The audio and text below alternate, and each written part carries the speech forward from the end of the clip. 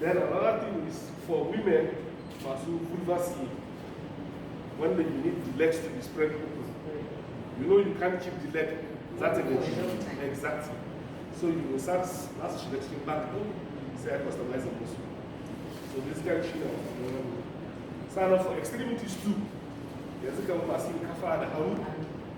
Wannan abubuwan suna taimakawa wa marasa lafiyar su san me ya kamata a yi, me ya kamata kar a yi, kuma su san yaya a dokokin asibiti suke da duk abin da ya kamata su sani.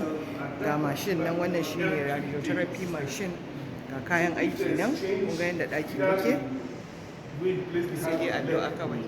Idan muka yi muka gama, ubangiji Allah ya sa mun yi kenan.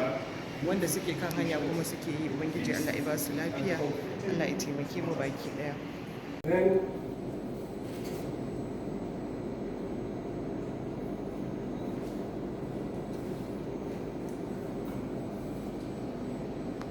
Kun gani inda za ku san mun samu ci gaba kwarai a harkar kansa.